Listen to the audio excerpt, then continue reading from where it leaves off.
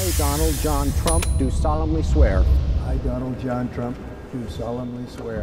That I will faithfully execute. দুটি বাইবেলে হাত রেখে ৪৭তম মার্কিন প্রেসিডেন্ট হিসেবে শপথ নিলেন ডোনাল্ড ট্রাম্প। এর মাধ্যমে হোয়াইট হাউসে রাজস্বিক প্রত্যাবর্তন নিশ্চিত করলেন ৭৮ বছর বয়সী এই নেতা।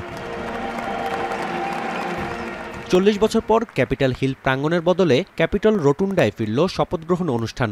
২০১৭ সালের মতো এবারও ট্রাম্পকে শপথ পড়ান প্রধান বিচারপতি জন রবার্টস। পূর্বসূরি জো বাইডেনের কাছ থেকে দায়িত্ব গ্রহণ করলেন ডোনাল্ড ট্রাম্প। উপস্থিত ছিলেন সাবেক ৩ মার্কিন president Bill Clinton, George W Bush ও বারাক ওবামা।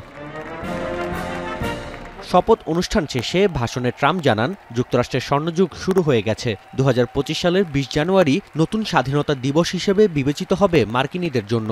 যুক্তরাষ্ট্রের দক্ষিণাঞ্চলে জারি করা হবে জরুরি অবস্থা। দেশ থেকে বিতাড়িত করা হবে লাখ লাখ অবৈধ অভিবাসীকে।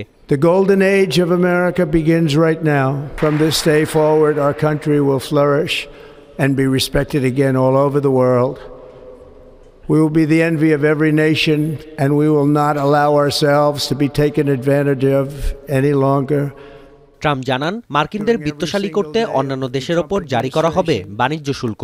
বাক স্বাধীনতা পুনরুদ্ধারে প্রত্যাহার করা হবে সব ধরনের সেন্সরশিপ। নতুন যুক্তরাষ্ট্র যুদ্ধের বদলে শান্তি ফিরিয়ে আনবে বলেও অঙ্গীকার করেন তিনি। এ সময়ে পানামা খাল পুনর্দখলের কথাও পুনর্ব্যক্ত করেন Trump. We will measure our success not only by the battles we win, but also by the wars that we end, and perhaps most importantly, the wars we never get into. My proudest legacy will be that of a peacemaker and unifier. That's what I want to be, a peacemaker and a unifier.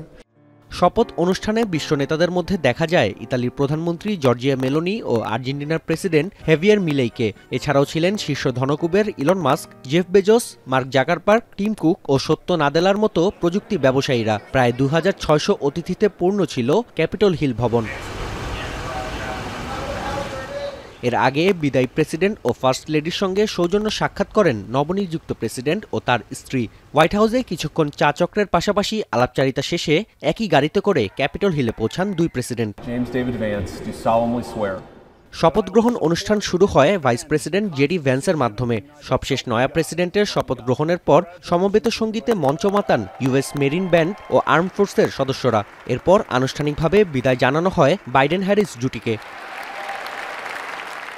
সাধারণ জনতাদের জন্য উন্মুক্ত ছিল capital one এরিনার indoor stadium, যেখানে ২০,০০০ মানুষের জন্য আয়োজন করা হয় প্রেসিডেন্সিয়াল প্যারেড। নাফিয়া আরমান মনন, এখন বিশ্ব। কালার এক্সপার্ট, জর্জ স্যাপ এবং মাইল্ড অন হ্যান্ডস টেকনোলজি সমৃদ্ধ অরিক্স ক্রিস্টাল ওয়াশ আপনার লন্ড্রি এক্সপার্ট।